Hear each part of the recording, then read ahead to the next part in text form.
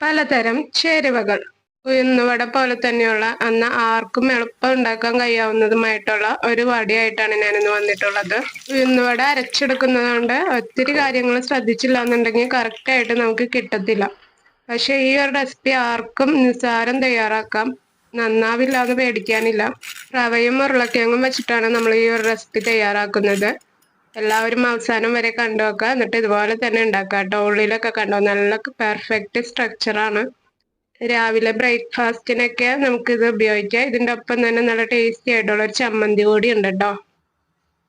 ആദ്യം തന്നെ ചമ്മന്തി റെഡിയാക്കി വെക്കാം കേട്ടോ. 2 മിനിറ്റിൻ്റെ കാര്യമുള്ളൂ. ഒരു പാൻ അടുപ്പത്ത് വെക്കുക. 1 ടേബിൾ സ്പൂൺ കുക്കിംഗ് ഓയിൽ ഇട്ട് കൊടുക്കാം. 8-10 ഗാർലിക്ക് മതിയാവും കേട്ടോ. അതിൻ്റെ തീരെ ചെറിയ ഗാർലിക്ക് ആയതുകൊണ്ടാണ് ഇത്ര ഇട്ടിട്ടുള്ളത്. ഇത് നന്നായിട്ടൊന്ന് വഴറ്റി കൊടുക്കാം കേട്ടോ. ചെറിയൊരു സോഫ്റ്റ് ആയി കഴിയുമ്പോൾ ഇതിലേക്ക് സവാള ഇട്ട് കൊടുക്കണം. മീഡിയം സൈസിലുള്ള ഒരു സവാളയാണ് എടുത്തിട്ടുള്ളത്. ഇച്ചിരി വലുതാക്കി തന്നെ അരിഞ്ഞോളൂ കേട്ടോ. ഇത് അരച്ചെടുക്കാനുള്ളതാണ്, തീരെ നൈസ് ആക്കണ്ട. സവാള ഇട്ടെടുത്ത ശേഷം മീഡിയം ഫ്ലെയിമിലിട്ടൊന്ന് വഴറ്റി കൊടുക്കാം കേട്ടോ. ഈ ഒരു പരിവായി കഴിയുമ്പോൾ ഇതിലേക്ക് വറ്റൽമുളക് ഇട്ടെടുക്കാം. വറ്റൽമുളക് നിങ്ങളുടെ എരിവിനനുസരിച്ച് എടുക്കാം കേട്ടോ. ഞാനിവിടെ ഒരു 5-6 വറ്റൽമുളക് എടുത്തിട്ടുണ്ട്. അതിൽ 2-3 ഉള്ളിൽ നിന്ന് ഞാൻ കായ് കളഞ്ഞതാട്ടോ. എൻ്റെ കയ്യിലുള്ള മുളക് നല്ല എരിവുള്ള മുളകാണ്, അതുകൊണ്ടാണ്. നിങ്ങളുടെ കയ്യിൽ പിരിയമുളകൊക്കെ ഉണ്ടെന്നുണ്ടെങ്കിൽ അതൊരു 5-6-8 ഒക്കെ ഇടാം. മുളകും കൂടി എടുത്ത് നന്നായിട്ടൊന്ന് വഴറ്റി കൊടുത്ത ശേഷം ഫ്ലെയിം ഓഫ് ചെയ്യാം കേട്ടോ. ചൂടാറിയ ശേഷം ഒരു മിക്സിയുടെ ജാറിലേക്ക് ഇട്ട് അരച്ചെടുക്കാം. ചട്ടിയിൽ ബാക്കിയുള്ള ഓയിലിൽ നമുക്ക് താളിക്കാനായിട്ട് ഉപയോഗിക്കാം. അതുകൊണ്ട് അതിൽ നിന്ന് ഊറ്റിയെടുത്താൽ മതി കേട്ടോ. ഓയിലേപ്പാടി ഒഴിക്കണമെന്നില്ല. ചമ്മന്തിയിൽ പുളിക്കായിട്ട് ഞാൻ വാളംപുളിയാണ് ഉപയോഗിക്കുന്നത്. ഇത് നല്ല പുളിയുള്ള വാളംപുളിയാട്ടോ. അതുകൊണ്ട് ഞാൻ തീരെ കുറച്ചെടുക്കുന്നുള്ളൂ. അപ്പം നിങ്ങളുടെ പുളി അനുസരിച്ച് അളവിൽ വ്യത്യാസം വരുത്താം കേട്ടോ. നിങ്ങൾക്ക് വേണമെങ്കിൽ തൈര് ഉപയോഗിക്കാം കേട്ടോ. പിന്നെ ഇതിലേക്ക് 1 ടീസ്പൂൺ ഉപ്പും 1 ടീസ്പൂൺ കാശ്മീരി ചില്ലി പൗഡറും കൂടി ഇട്ട് അരച്ചെടുക്കുന്നുണ്ട്. നിങ്ങളുടെ ടേസ്റ്റ് അനുസരിച്ച് ഉപ്പിൻ്റെ അളവിൽ വ്യത്യാസം വരുത്താം കേട്ടോ. പിന്നെ കാശ്മീരി ചില്ലി പൗഡറും കൂടി ഞാൻ ഇട്ടെടുത്തത് നല്ലൊരു കളർ കിട്ടാൻ വേണ്ടിയിട്ടാണ്. ഇനി ഇതിൽ കുറച്ച് വെള്ളവും കൂടി ഒഴിച്ച് ചമ്മന്തിയുടെ ഒരു ഗ്രേവി പാകമാക്കി എടുക്കാം കേട്ടോ. ഒരു 5 ടേബിൾ സ്പൂൺ വാട്ടറൊക്കെ മതിയാവും കേട്ടോ. ഈ ഒരു പാകത്തിനാണ് നമുക്ക് കിട്ടേണ്ടത്. ഇനി അതൊന്ന് താളിച്ചെടുക്കണം. അതിനായിട്ട് നമ്മുടെ പാനിൽ വെളിച്ചെണ്ണ ബാക്കി ഉണ്ടായിരുന്നു, അതിലേക്കാണ് ഞാൻ കടുക് ഇട്ട് കൊടുത്തേക്കുന്നത്. അപ്പം നിങ്ങളുടെ കയ്യിൽ ബാക്കിയില്ല എന്നുണ്ടെങ്കിൽ ഓയിൽ ഒഴിച്ചിട്ട് 1 ടീസ്പൂൺ കടുക്, 1/2 ടീസ്പൂൺ ഉഴുന്ന് സ്പ്ലിറ്റ് ചെയ്തതുണ്ടെങ്കിൽ അതായാലും മതി കേട്ടോ. ഒരിതള വേപ്പിലയും കൂടി ഇട്ട് നന്നായിട്ടൊന്ന് വഴറ്റി കൊടുക്കുക. ഞാൻ വേപ്പില ഇവിടെ ചെറുതായിട്ട് മുറിച്ചെടുത്തിട്ടുണ്ട് കേട്ടോ. ഇനി ഇതിലേക്ക് ഇടുന്നത് കായപ്പൊടിയാണ്. ഇത് ഓപ്ഷനിലാണ്. ഒരു പിഞ്ച് കായപ്പൊടിയും കൂടി ഇടുന്നുണ്ടെങ്കിൽ നല്ലൊരു സ്മെല്ലിനൊക്കെ നല്ലതാണ്. ഇനി ഇതിലേക്ക് നമ്മുടെ ഗ്രേവി ഇട്ടെടുത്ത് നന്നായിട്ടൊന്ന് വഴറ്റി കൊടുത്തു കഴിഞ്ഞാൽ നമ്മുടെ ചമ്മന്തി ഇവിടെ റെഡി ആയിട്ടുണ്ട് കേട്ടോ.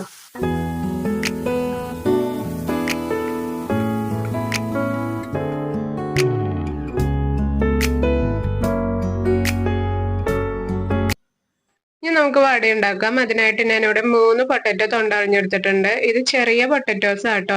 വലിയ ഒരു മീഡിയം സൈസിലുള്ള പൊട്ടറ്റോ ആണെങ്കിൽ 2 എണ്ണം മതി. ഇതുപോലത്തെ വെജിറ്റബിൾ കട്ടർ എല്ലായിടത്തും ഉണ്ടാവും. ഇത് വെച്ചിട്ട് പൊട്ടറ്റോ നന്നായിട്ടൊന്ന് ഗ്രേറ്റ് ചെയ്തെടുക്കാം. ഇനി നിങ്ങളുടെ കയ്യിൽ ഇതില്ലാന്നുണ്ടെന്നുണ്ടെങ്കിൽ പൊട്ടറ്റോ വേവിച്ച് ഉടച്ചെടുത്താൽ മതി കേട്ടോ.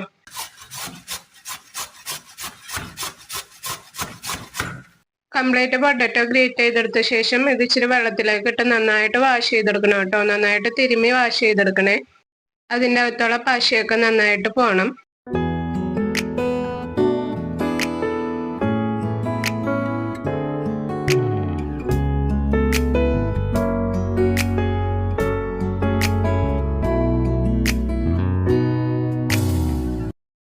പൊട്ടറ്റോ നന്നായിട്ട് വാഷ് ചെയ്തെടുത്ത ശേഷം 5 മിനിറ്റ് വെള്ളത്തിൽ കുതിരാനായിട്ട് വെക്കാം കേട്ടോ. അതിനുശേഷം സ്ട്രെയിൻ ചെയ്തെടുക്കാം. ഇനി ഒരു ചട്ടി അടുപ്പത്ത് വെക്കുക. 2 ടേബിൾ സ്പൂൺ കുക്കിംഗ് ഓയിൽ, ഞാൻ വെളിച്ചെണ്ണയാണ് എടുത്തിട്ടുള്ളത്. 1 ടീസ്പൂൺ കടുക് ഇട്ട് കൊടുത്തിട്ടുണ്ട്. അതിനുശേഷം നല്ല ജീരകം 1 ടീസ്പൂൺ ഇട്ട് കൊടുത്തിട്ടുണ്ട്. തീ കൂട്ടിയിടരുത് കേട്ടോ. ഏറ്റവും കുറച്ച് ലോ ഫ്ലെയിമിലാണ് ഇട്ടിട്ടുള്ളത്. ഇഞ്ചി 1/2 ടീസ്പൂൺ ചെറുതായിട്ട് അരിഞ്ഞതാട്ടോ.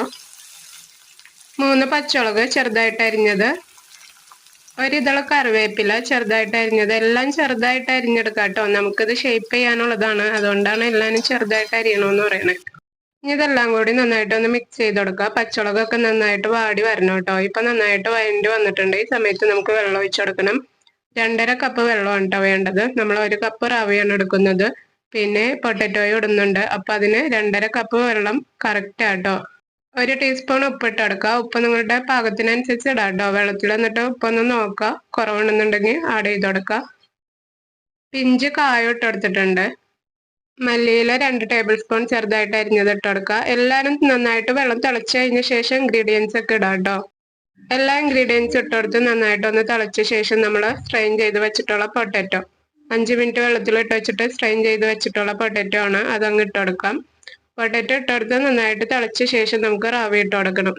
കുക്ക് ചെയ്ത പൊട്ടാറ്റോ എന്നുണ്ടെങ്കിൽ നമുക്ക് മിക്സ് ചെയ്യാൻ ഇച്ചിരി ബുദ്ധിമുട്ടായിരിക്കും, അതുകൊണ്ടാണ് പച്ചനെ തന്നെ ഗ്രേറ്റ് ചെയ്തത് ഇടാൻ പറഞ്ഞത്. കുക്ക് ചെയ്തതാണെന്നുണ്ടെങ്കിൽ റവ ഇട്ട ശേഷം പൊട്ടാറ്റോ ഇട്ട് കൊടുക്കാം കേട്ടോ. ചെറുതായിട്ട് ഗ്രേറ്റ് ചെയ്തെടുത്തേക്കണതുകൊണ്ട് പൊട്ടാറ്റോ വേവാൻ ഒത്തിരി സമയമൊന്നും വേണ്ട.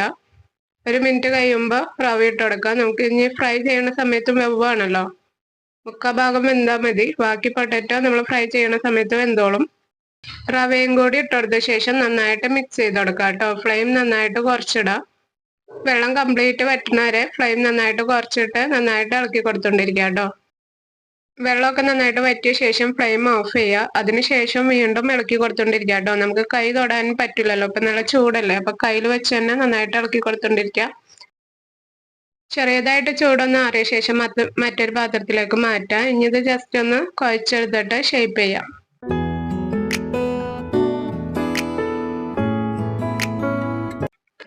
ഒത്തിരി കുഴക്കാനൊന്നുമില്ല കേട്ടോ, ജസ്റ്റ് ഒന്ന് കുഴച്ചെടുത്താൽ മതി. കൈ തൊടാൻ പറ്റാതെ നല്ല ചൂടാകുമ്പോൾ വെള്ളത്തിലൊന്ന് മുക്കിയിട്ട് വീണ്ടും കുഴച്ചെടുക്കാം.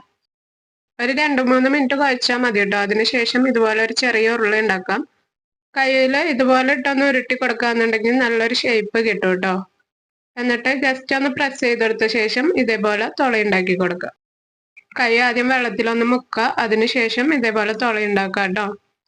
നല്ല എളുപ്പമല്ലേ. മറ്റേ ഉഴുന്നുവടയൊക്കെ ഉണ്ടാക്കാൻ ഷേപ്പ് ചെയ്യാനൊക്കെ പലർക്കും ഭയങ്കര ബുദ്ധിമുട്ടൊക്കെ ആയിരിക്കും. ഇത് വളരെ എളുപ്പമാണ്. ഇതേ രീതിയിൽ തന്നെ നമുക്ക് ബാക്കിയുള്ള എല്ലാവരും ഷേപ്പ് ചെയ്തെടുക്കണം. ആദ്യം നല്ലൊരു ബോളാക്കുക കേട്ടോ.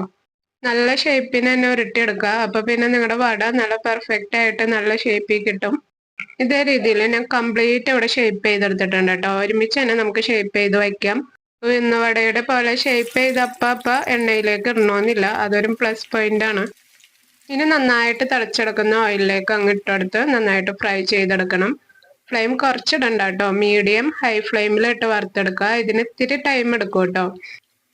ഒരു 2 മിനിറ്റ് ഒക്കെ എടുക്കുന്നുണ്ട് ഇത് ഫ്രൈ ആയി കിട്ടാനായിട്ട്. നല്ലൊരു ഗോൾഡൻ കളറായ ശേഷം മാത്രം എടുക്കുക.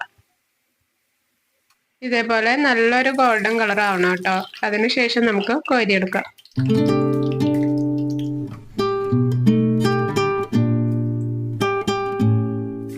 കംപ്ലീറ്റ് വടയും ഞാൻ ഇതേ രീതിയിൽ ഫ്രൈ ചെയ്തെടുക്കുന്നുണ്ട്. വീഡിയോസ് ആരും ലൈക്ക് ചെയ്യുന്നില്ല കേട്ടോ, എല്ലാവരും ലൈക്ക് ചെയ്യാൻ മറന്നു പോകുന്നുണ്ട്. വീഡിയോ ഇഷ്ടപ്പെടുന്നുണ്ടെന്നുണ്ടെങ്കിൽ ഒന്ന് ലൈക്ക് ചെയ്തേക്കാം. അതിനുശേഷം ആദ്യമായിട്ടാണ് ഈ വീഡിയോ കാണുന്നതെങ്കിൽ ഒന്ന് സബ്സ്ക്രൈബ് ചെയ്ത് ബെൽ ബട്ടൺ ഓൺ ആക്കിയിടാം. നമ്മൾ ഡെയിലി വീഡിയോസ് ഇടുന്നുണ്ട്, അത് നിങ്ങൾക്ക് നോട്ടിഫിക്കേഷനായി ലഭിക്കും. നാളെ മറ്റൊരു റെസിപ്പി ആയിട്ട് കാണാം. താങ്ക്